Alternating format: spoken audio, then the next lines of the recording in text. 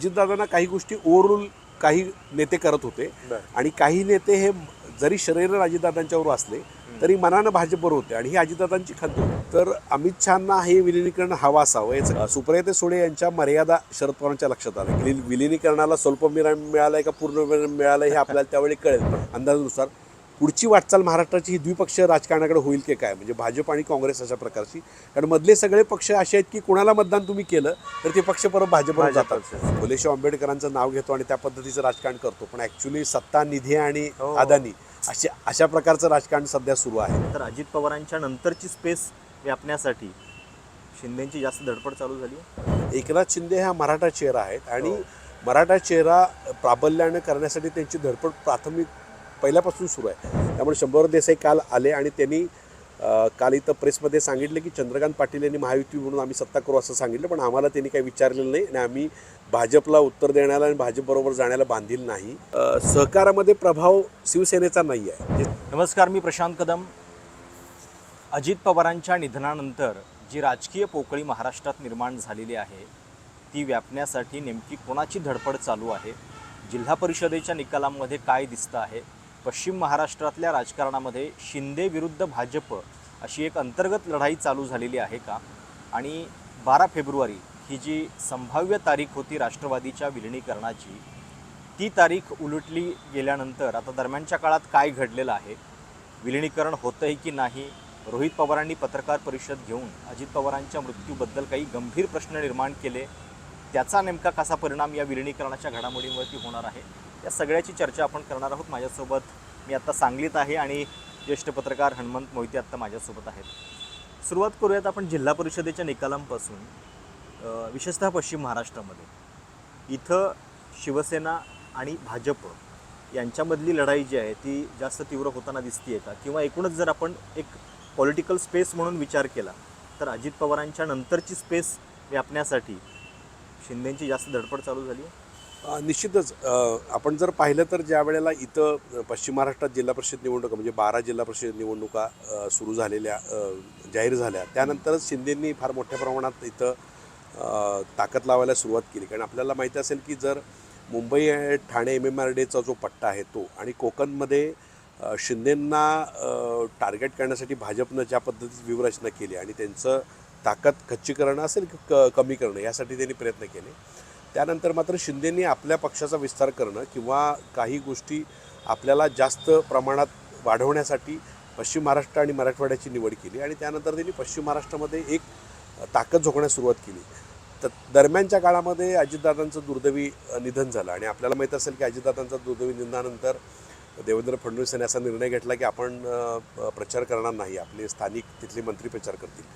पण एकनाथ शिंदेने मात्र जाणीवपूर्वक प्रचार केले, म्हणजे सांगलीत असेल, सातारा असेल, कोल्हापूर असेल, तर ते प्रचार केले आणि त्यांच्या असं लक्षात आलं की पश्चिम महाराष्ट्रामध्ये जी राष्ट्रवादीची स्पेस आहे ती विलिनीकरणाचं काय होईल ते नंतर सगळ्या काय गोष्टी सुरू आहेत, पण त्या पद्धतीनं आपण ती स्पेस व्यापण्या दृष्टीने एक गोष्ट आपल्याला विसरता कामा नये की एकनाथ शिंदे हा मराठा चेहरा आहेत आणि मराठा चेहरा प्राबल्याने करण्यासाठी त्यांची धडपड प्राथमिक पहिल्यापासून सुरू आहे.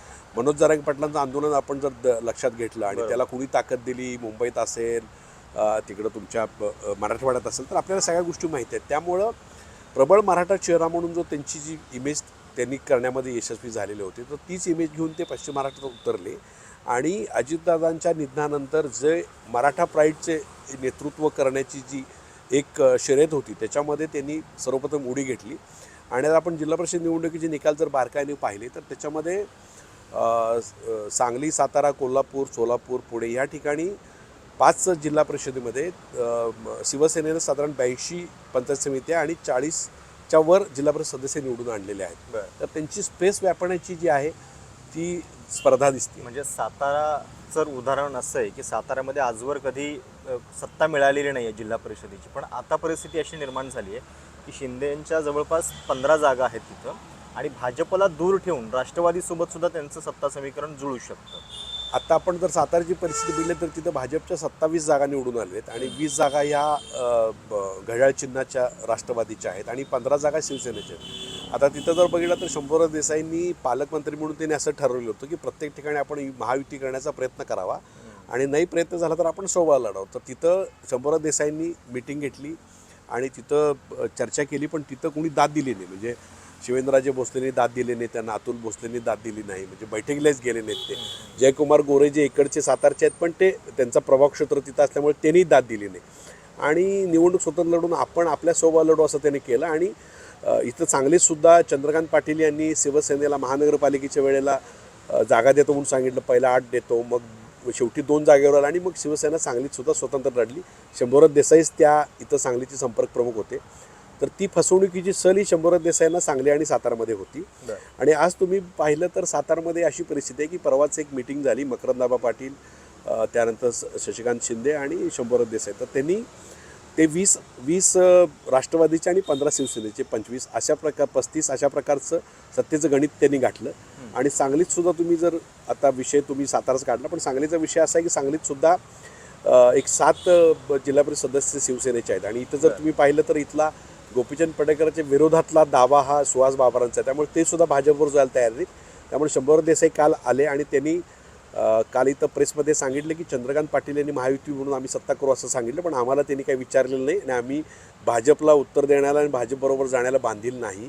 त्यामुळं आमचा पक्ष आम्ही स्वतंत्र घेणार. तर तिने अप्रत्यक्ष सांगितलं की आम्ही त्यांच्यावर जाणार नाही. तर सातारा आणि सांगली जिल्हा परिषदेमध्ये भाजपला वगळून ताकद निर्माण करून अध्यक्षपद कदाचित सातारचं असेल, इकडं काही उपाध्यक्ष किंवा समित्या वगैरे, तर अशा प्रकारचं समीकरण होऊ शकतं आणि शिवसेना स्वतःच्या ताकदीचा अंदाज घेऊन इथं पश्चिम महाराष्ट्रात जागा व्यापेल असं परिस्थिती. म्हणजे ज्यावेळी ठाणे पट्ट्यामध्ये कॉर्नर करण्याचे प्रयत्न भाजपनं सुरू केलेले आहेत शिंदेंना, त्यावेळी शिंदे ही सगळी स्पेस जी आहे ती पश्चिम महाराष्ट्रामध्ये निर्माण करतात. हो. आणि सातारा सांगलीचं उदाहरण तर महत्त्वाचं आहे. म्हणजे साताऱ्यामध्ये पश्चिम महाराष्ट्र जर आपण एकूण बघितला तर एकत्रित शिवसेना असताना कोल्हापुरात ताकद होती. हो, कोल्हापूर. पण सातारा सांगलीमध्ये तसा कधी फार प्रभाव नव्हता. पुणे शहरामध्ये होती, पुणे ग्रामीणमध्ये कधी नव्हती फार शिवसेना.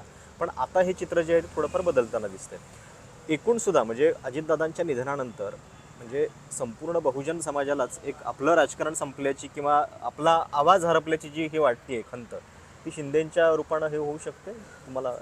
एक गोष्ट आहे की अजितदादांचं नेतृत्व हे सहकारातनं पुढे आलेलं. मी आता तुम्ही बघितलं तर अजितदादांचं साखर कारखान्यावर वर्चस्व होतं, सूतगिरण्यांच्यावर, दूध संघ असेल, तुमच्या वेगवेगळ्या प्रकारच्या सहकारी संस्था आहेत. आणि अजितदादांच्याकडे वसंतदादा शुगर इन्स्टिट्यूट होती, राज्य सहकारी बँक होती, पुणे सहकारी बँक, सांगली बँक वगैरे, म्हणजे सांगली जिल्हा मध्यवर्ती. तर जिल्हा मध्यवर्ती बँकेचं जाळं आणि सहकारी जाळं अजितदादा बघायचे. म्हणजे अजितदादा अगदी एका दूध संघात आलेला प्रॉब्लेम सोडवायचे, कारखान्यात आलेला प्रॉब्लेम सोडवायचे एखाद्या ह्याच्यात. त्यामुळे सहकारावर वर्चस्व मिळवण्यासाठी अजितदादा आणि पवार फॅमिलीनं बऱ्यापैकी यश मिळवलं होतं.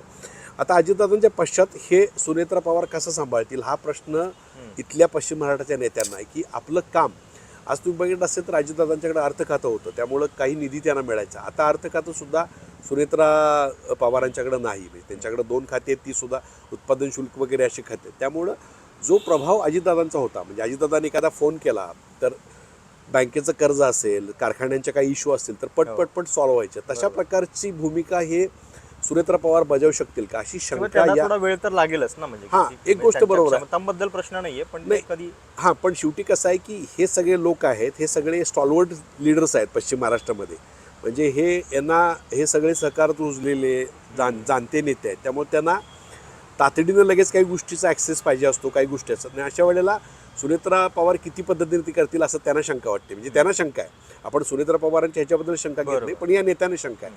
आणि दुसरी गोष्ट की सहकारामध्ये प्रभाव शिवसेनेचा नाही आहे. म्हणजे शिवसेना हा पार्टी अशी आहे की त्यांना काही सहकारी संस्था चालवणं वगैरे असा काही प्रकार नाही आहे. ते डायरेक्ट त्यांच्या पक्षाची अर्थवाहिनी हे वेगळ्या प्रकारे चालवतात ते. त्यामुळे त्यांना ती स्पेस आहे की आपण जर त्या सहकाराच्या लोकांना जर आपण संधी दिली आणि काही लोकांना आपण आपल्याकडे वळवू शकलो. आता उदाहरणार्थ सांगलीतल्या एका म्हणजे आपल्या पश्चिम महाराष्ट्रातल्या एका बड्या खासदाराला त्यांनी ऑफर दिली आमच्याकडे या म्हणून, म्हणजे या सहकार नेत्याला. म्हणजे तो श्रीकांत शिंदेचा जवळचा मित्र आहे. तर त्यांनी आत्ता चाचपणी चालू केलेली की अशा प्रकारचे स्टॉलवर आपल्याकडे येतील का काय म्हणून. तर त्यांना असं वाटते की एक मराठा चेहरा शशिकांत शिंदे आहेत. आणि एक गोष्ट आहे की मराठा समाजाचं आपण जर पाहिलं तर बेसिक म्हणजे अगदी इतिहासापासून तर मराठा समाजाला एक स्ट्रॉंग लीडर लागतो कुठला तरी. लीडरलेसमध्ये आपल्याला माहिती आहे की लीडरलेस तो समाजाला, म्हणजे आपण जर अगदी त्या सिंहगडाचं आपल्याला उदाहरण बघितलं की तानाजी मालुसरेंचं हे झाल्यानंतर ते सगळे पळापळ झाले आपण बघतो, तर तसं लीडर लागतो.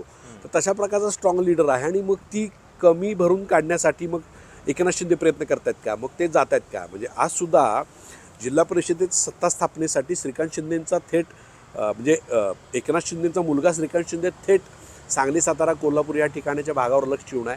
तिथल्या सगळ्या नेत्यांची संपर्कात आहे. सगळं डायरेक्ट त्याचे सगळं डायरेक्शन देणं वगैरे सगळ्या गोष्टी आहेत. तर याचा अर्थ असा आहे की पश्चिम महाराष्ट्र आणि मराठवाडा इथं स्पेस निर्माण करण्याची संधी त्यांना दिसते आणि ती संधी पण म्हणजे ज्या पश्चिम महाराष्ट्रामध्ये याच्या आधी काँग्रेस आणि राष्ट्रवादीचं प्राबल्य होतं आणि जी काही लढाई व्हायची म्हणजे सत्तेत असताना सुद्धा दोघं एकमेकांच्या विरोधातच लढत होते. हो बरोबर आहे. आता भाजप सुद्धा पश्चिम महाराष्ट्रावरती लक्ष ठेवून आहे आणि शिंदे सुद्धा तिथं ती सगळी स्पेस जी आहे ती व्यापायला बघत आहेत. आता म्हणजे या सगळ्या बोलण्यातनं हे तर दिसतंय. सोबत आपण थोडं विलिनीकरणाकडे येऊ. 12 तारीख तर आता होऊन गेली. तिकडे रोहित पवार दिल्लीत गेले होते. अमित शहांची भेट काही त्यांना मिळाली नाही. ते अपघातासंदर्भातले काही प्रश्न निर्माण करणार होते आणि बरीच विधानं झाली आहेत. काही विधानामधून जाहीरपणे कटुता पण दिसते. रोहित पवारांची कालची जी पत्रकार परिषद होती, ज्या पद्धतीने ते प्रफुल्ल पटेल आणि तटकरेंच्याबद्दल अप्रत्यक्षपणे बोलले, तर काय दिसतंय तुम्हाला? आता ही शक्यता पूर्णपणे मावळली आहे का?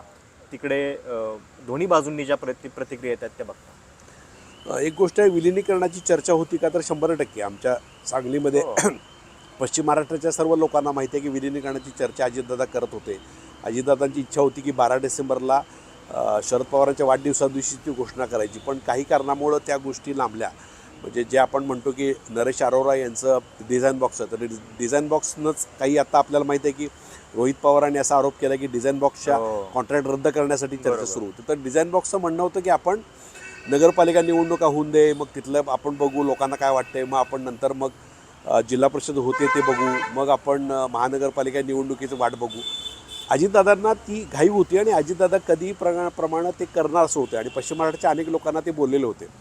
अजितदादांच्या बोलण्यावरून एक गोष्ट अशी लक्षात येत होती की जे मला पश्चिम महाराष्ट्राच्या शरद पवारांच्या नेत्यांशी बोलल्यानंतर मला एक गोष्ट लक्षात आली की अजितदादांना काही गोष्टी ओव्हरऑल काही नेते करत होते आणि काही नेते हे जरी शरीर अजितदादांच्यावर असले तरी मनानं भाजपवर होते आणि ही अजितदादांची खंत होती आणि अजितदादांनी ती खंत राष्ट्रवादी शरद पवारांच्या नेत्यांशी बोलून दाखवलेली.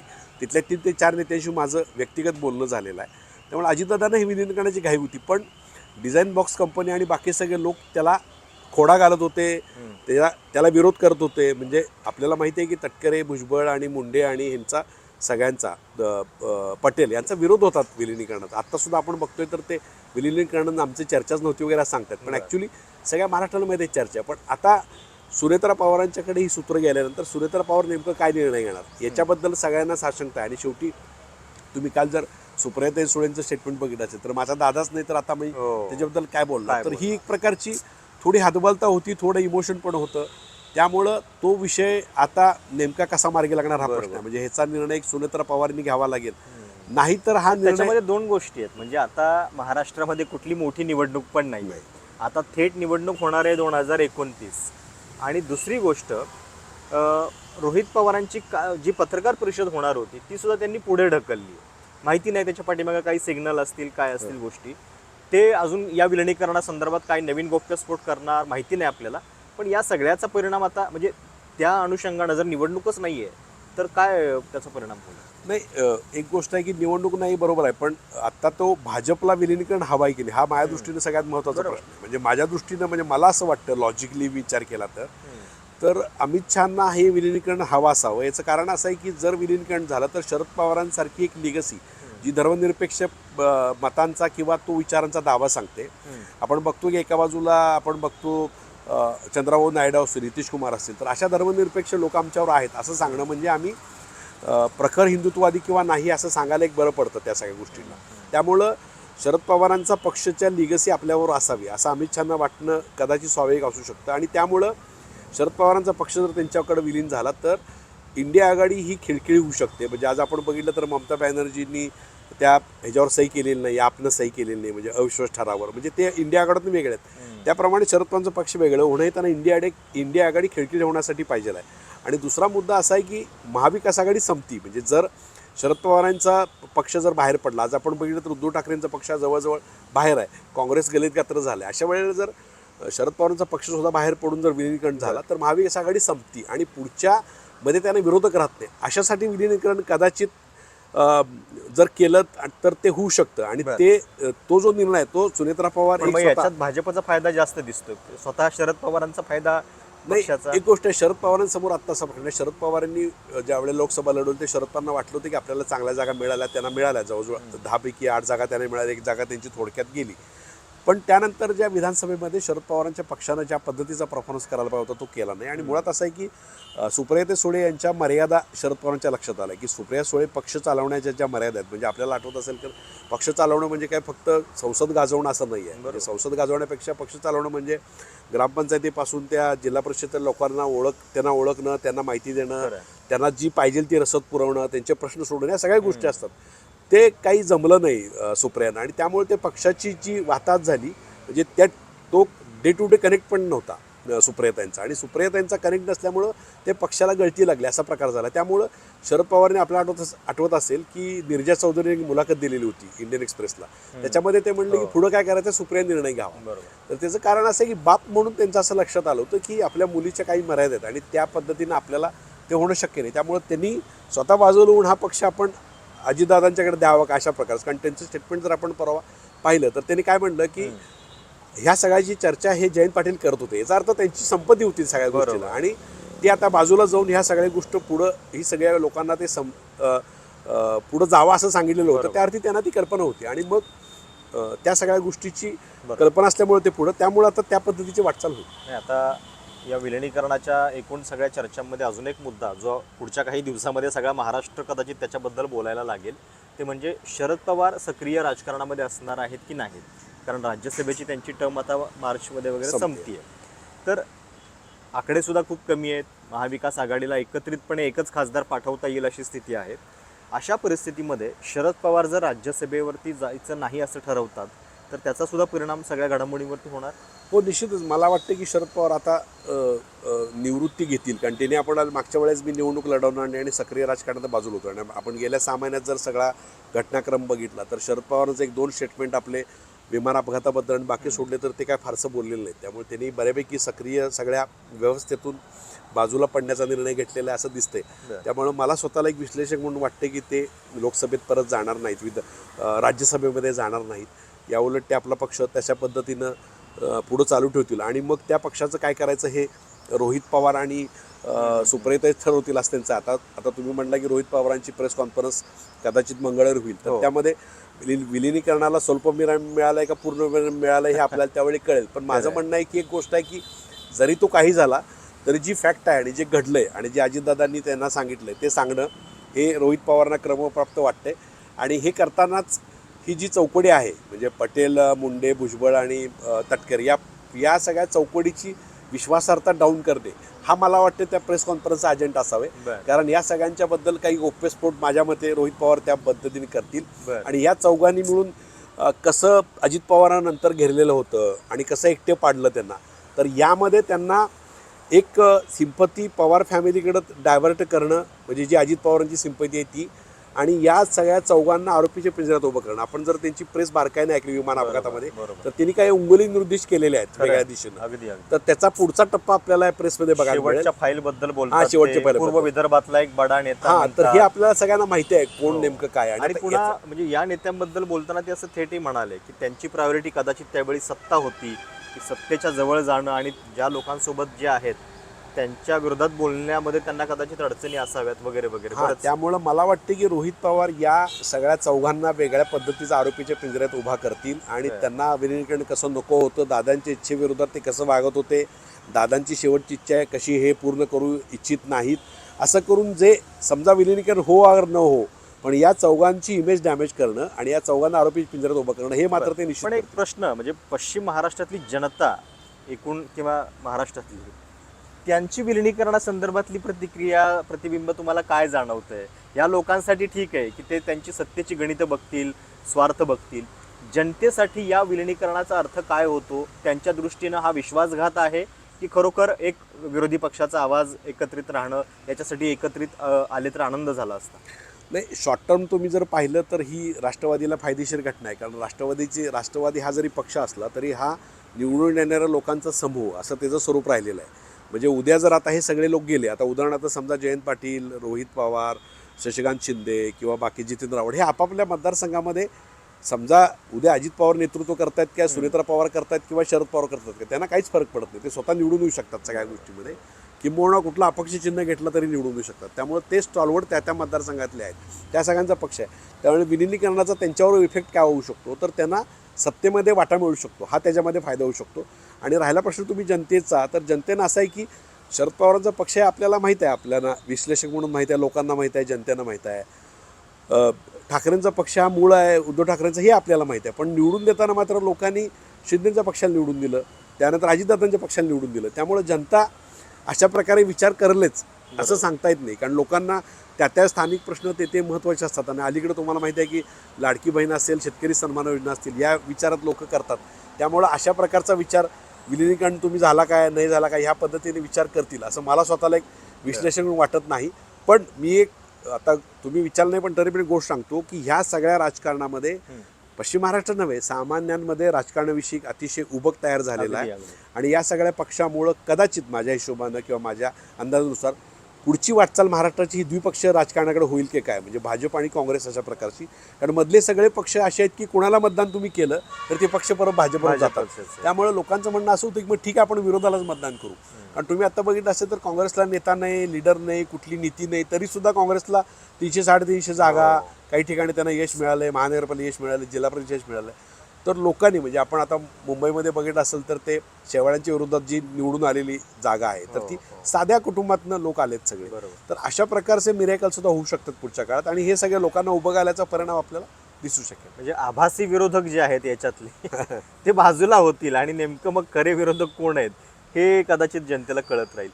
आता एकूण शेवटचा प्रश्न की काय नेमकी महाराष्ट्राच्या राजकारणाची दशा दिशा तुम्हाला दिसते आणि इतक्या सगळ्या घडामोडी झालेल्या आहेत, अजितदादांचं जाणं, जिल्हा परिषदेचे निकाल आणि सगळं पुन्हा या सगळ्यामध्ये. याच्यामध्ये एक गोष्ट आहे की आपण ते फुलेशाह आंबेडकरांचं नाव घेतो आणि त्या पद्धतीचं राजकारण करतो, पण ॲक्च्युली सत्ता, निधी आणि अदानी अशा प्रकारचं राजकारण सध्या सुरू आहे. म्हणजे फुलेशाह आंबेडकर आपण नावाला घेतो पण जरी खरोखरच फुलेशाह आंबेडकर वाचलेत का हा प्रश्न यांचं सगळ्यांचं बघून वाटतोय. महाराष्ट्रामध्ये एक गोष्ट आहे की महाराष्ट्रामध्ये आता जो खेळखंडोबा मागच्या 5 वर्षामध्ये राजकारणाचा झालेला आहे त्याच्यामध्ये राजकारणामध्ये सामान्य माणसाची रुची कमी झालेली आहे आपण बघतोय. आणि अर्थकारणावर फार मोठ्या प्रमाणात आपल्याला माहीत असेल की कोट्यवधी रुपयेचे व्यवहार या नगरपालिका, जिल्हा परिषद आणि महानगरपालिकेत झालेत. म्हणजे माझ्या अंदाजानुसार कदाचित 15 ते 20 हजार कोटीची उलाढाल 3 महानगरपालिका आणि या सगळ्या तिन्ही निवडणुकीत झालेली आहे. म्हणजे इतक्या पैशाचं मोठ्या प्रमाणात वाटप सगळीकडे झालेलं आहे. म्हणजे कितीही कुणी नाकारलं तर ती वस्तुस्थिती आहे. त्यामुळं पुढच्या काळामध्ये लोकांना ह्या सगळ्या व्यवस्थेचं एकदा उभं आला की मग लोक पुन्हा त्या एकदा मूळ प्रश्नाकडे येतील. आणि मी तुम्हाला मगाशी सांगितलं की भाजप आणि काँग्रेस या 2 प्रवाहाकडेच पुन्हा तो लक्ष येईल. कारण आता आणि कसं होतंय, कारण आता लोक देतात मतदान, समजा अजितदादा गटाला दिलं किंवा शिवसेनेला दिलं तर पुढे त्या सगळ्यांची माहिती होते. मग परत ते काय करायचं, आता सांगलीत सुद्धा बऱ्याच ठिकाणी म्हणजे इथं महानगरपालिकेत सगळ्यांनी विरोधात मतदान केलं आणि नंतर मग राष्ट्रवादीनं पुन्हा सत्ता तिकडे केली. मग अशा प्रकारचं जनता म्हणते की आम्ही विरोधात मतदान तुम्ही केले, तुम्ही भाषणं करताना विरोधात केली पण जाताय तिकडं. मग लोकांनी असं ठरवलं की बाबा आम्ही आता विरोधात मतदान करायचं असेल तर यांना विरोध म्हणून करतो किंवा तुम्हाला करतो असं होईल. आणि दुसरी गोष्ट आहे की देवेंद्र फडणवीस हे आता आपल्याला माहिती आहे की दिल्लीकडे डोळे लावून बसलेले आहेत, त्यांचं दिल्लीकडं कधी होतं आहे. त्यामुळे ज्या पद्धतीचं मॉडेल गुजरातमध्ये नरेंद्र मोदींनी वापरलं, ज्या पद्धतीचं गुजरात मॉडेल त्यांनी विकासाचं करून ते पुढे गेले, तशा पद्धतीनं देवेंद्र फडणवीसांचं एक असं लक्ष असू शकतं की आता आपण ते आता बजेट सादर करतात. त्यामुळं महाराष्ट्राची इकॉनॉमी $1 ट्रिलियन कडे कशी जाते, महाराष्ट्र कसा विकसित होतो, आम्ही कसे रस्ते, सगळं वीज पाणी उद्योग केलेलं आहे, एवढे करार झालेत, हे झालेत, महाराष्ट्र आता सुजलाम सुफलाम होतोय. आणि ते एक मॉडेल असं तयार करतील ते ह्या वेळेला आणि ते मॉडेल ते घेऊन पुढच्या 2 ते 3 वर्षामध्ये ते आपला एक बेस तयार करतील आणि त्यानंतर ते दिल्लीच्या दिशेने कूच करण्याची शक्यता आहे. त्यामुळं त्यांचा डॉमिनन्स हा महाराष्ट्रामध्ये वाढवण्याचा प्रयत्न करतील. मग त्यासाठी लागलं तर मग त्यांनी सांगितलं की मी नुसता पुन्हा आलो नाही तर पुन्हा 2 पक्ष फोडून आलो, तर पुन्हा त्यात काही पक्षात फोडाफोडी करतात का. कारण मला असा शंका वाटते की आता तुम्ही म्हटलं की सुनेत्रा पवारांचा पक्ष आहे, जो पक्ष त्या पक्षातले जवळजवळ 15 ते 16 आमदार आहेत की जे शरीरानं ते घड्याळाबरोबर आहेत पण मनानं भाजपबरोबर आहेत. संग्राम जगताप सारखा माणूस आता फुलेशाह आंबेडकरांच्या विचारधारेचा पक्ष आहे पण तो प्रखर हिंदुत्वादी भूमिका घेतो, किंवा धनंजय मुंडेंसारखा असेल. तर त्यामुळं हे जे 12, 13, 14 लोक आहेत हे उद्या कदाचित 134 अधिक 12, 13, 146 होऊ शकतात. आणि जे करायचं राजकारण जे आहे देवेंद्र फडणवीसांना त्यामुळं पुढचं आणि मग पुन्हा मी तुम्हाला आता आपली चर्चा झाली की एकनाथ शिंदे कसा स्पेस वापतायत, बरोबर. त्यामुळे पुढचा काळ हा मनोरंजक राहील बरोबर. सगळ्या परिस्थितीत. फार वेगानं घडामोडी महाराष्ट्राच्या राजकारणामध्ये घडत आहेत. काही नियोजनानं घडत आहेत, काही अपघातानं होत आहेत आणि त्याच्यातनं महाराष्ट्राचं राजकारण आणि त्याचं चित्र जे आहे ते क्षणाक्षणाला बदलत चाललेलं आहे. जिल्हा परिषद निकालाच्या पार्श्वभूमीवरती सध्या काय दिसतं आहे आणि एकूणच पश्चिम महाराष्ट्रामध्ये शिंदे कसा शिरकाव करतायत हे अगदी नेमकेपणानं सरांनी आपल्याशी बोलताना सांगितलं. तुर्तास इथं थांबूयात. ही चर्चा तुम्हाला कशी वाटली, तुमच्या काही सूचना प्रतिक्रिया असतील आवर्जून कळवा. चॅनल सबस्क्राईब करायला विसरू नका. धन्यवाद.